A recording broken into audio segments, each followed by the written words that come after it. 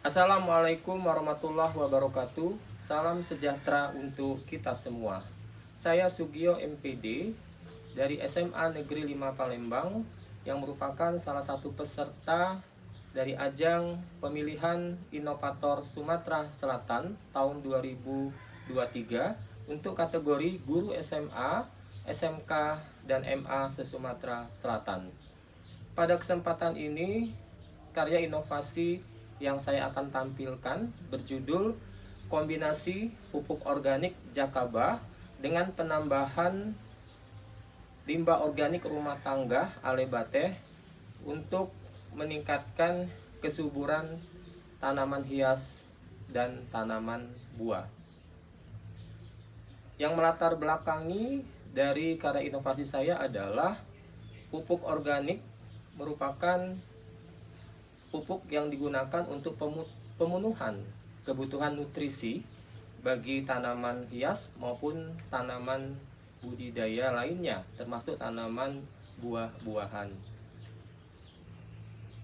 Banyak sekali dijual di pasaran pupuk-pupuk kimia maupun pupuk organik yang dijual di pasaran untuk pemenuhan kebutuhan tanaman di sekitar tempat tinggal kita.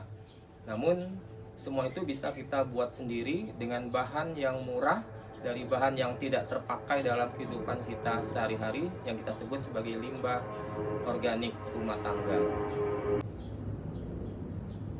Jakaba adalah kepanjangan dari jamur keberuntungan abadi, di mana jamur ini ditemukan oleh seorang petani yang bernama Aba Junaidi Sahid, dan saya berusaha untuk mengkombinasikan kandungan nutrisi tanaman dari Jakaba ini dengan bahan-bahan limbah organik rumah tangga yang sering kita buang begitu saja, yaitu meliputi air leri, kemudian juga air kulit bawang merah ataupun bawang putih yang kita rendam di dalam air, kemudian juga ampas teh yang kita juga rendam dalam air. Yang saya sebut dengan Alebate. Alebate panjangan dari air leri, air kulit bawang merah ataupun bawang putih, dan ampas teh. Baik, Bapak dan Ibu yang saya hormati, saya langsung saja akan memperagakan bagaimana cara membuat ataupun mengembangkan budidaya jamur Jakaba atau jamur keberuntungan abadi, yang kita tahu banyak sekali kombinasi bahan yang digunakan dalam pembuatan jamur Jakaba ini. Namun untuk saya sendiri ini menggunakan 3 bahan yang bisa kita temukan sehari-hari. Yang pertama adalah beras merah, kemudian pur ayam atau pakan ternak ayam, dan juga dedak. Nah, semua bahan-bahan ini kita haluskan, atau dalam hal ini saya menggunakan blender untuk menghaluskannya. Proses pembuatan Jakaba seperti yang kita tahu itu dilakukan dengan menggunakan teknik fermentasi. Kemudian air yang kita gunakan dalam pembuatan jamur Jakaba ini adalah dari air sumur ataupun air hujan yang tidak mengandung bahan-bahan kimia. Nah, air yang kita gunakan sebanyak 5 liter. Kita masukkan dalam wadah yang sudah kita siapkan. Selanjutnya, bahan yang kita gunakan untuk pembuatan Jakaba kita campur dengan perbandingan 1:1:1 untuk ketiga bahan tersebut.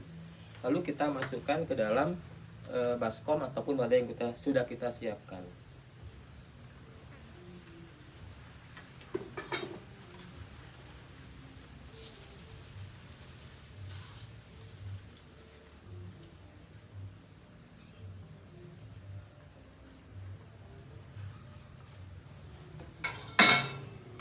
Selanjutnya bahan-bahan tersebut kita campur rata dengan cara kita aduk sampai bahan-bahan tadi menyatu dengan air.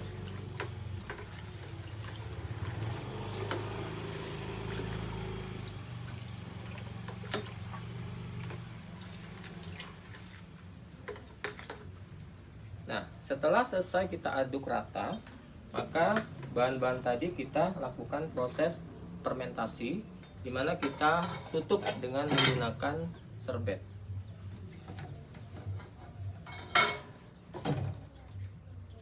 Ini kita tutup menggunakan serbet. Kemudian kita ikat dengan tali rapiah di seputar serbet tersebut.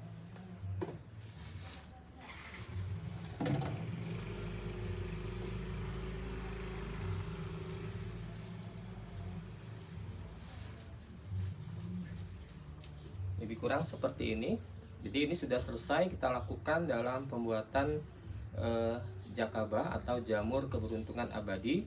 Lalu kita tempatkan di tempat yang teduh atau jauh dari jangkauan sinar matahari, supaya proses fermentasi ini dapat berlangsung dengan baik dan cepat. Kita tunggu lebih kurang 3 minggu sampai seluruh permukaan dari air tersebut terbentuk jamur jakabah. Ini adalah kombinasi antara jamur keberuntungan abadi atau jakabah dengan penambahan alebateh, yaitu air leri atau air cucian beras, air kulit bawang merah atau bawang putih, dan juga air dari rendaman ampas teh. Ini kita lanjutkan kembali fermentasinya selama lebih kurang 1 minggu. Kemudian setelah 1 minggu kita lihat kembali dan kita siap gunakan air tersebut untuk kita semprotkan ke tanaman yang ada di sekitar kita, baik tanaman hias maupun tanaman buah-buahan. Apabila kita banyak sekali koleksi tanaman hias maupun tanaman buah-buahan, berarti kita membutuhkan pupuk organik cair ini dalam jumlah yang sangat banyak.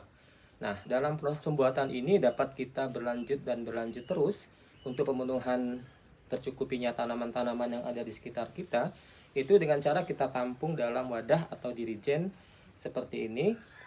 Untuk kita gunakan pemupukan yang kita lakukan disarankan 1 bulan sekali. Karena ini pupuk organik, maka kebutuhan nutrisi pada tanaman itu tidak berdampak pada kondisi tekstur media tanam yang kita gunakan, karena tidak mengandung unsur-unsur kimia. Kemudian dalam pemanfaatannya kita bisa lakukan dengan cara penyemprotan, di mana air ini kita saring dan kita masukkan ke dalam wadah penyemprotan seperti ini.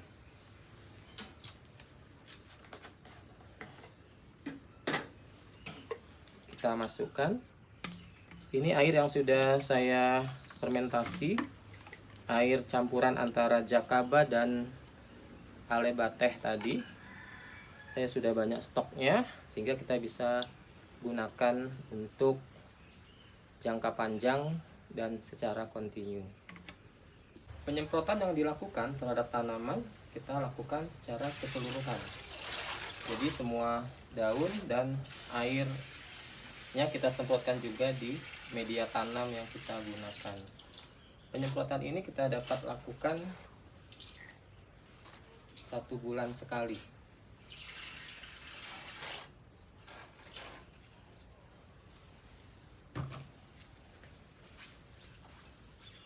Demikian paparan saya tentang pencampuran ataupun kombinasi antara jakabah dan limbah organik rumah tangga alebateh untuk meningkatkan kesuburan tanaman hias dan juga tanaman buah-buahan.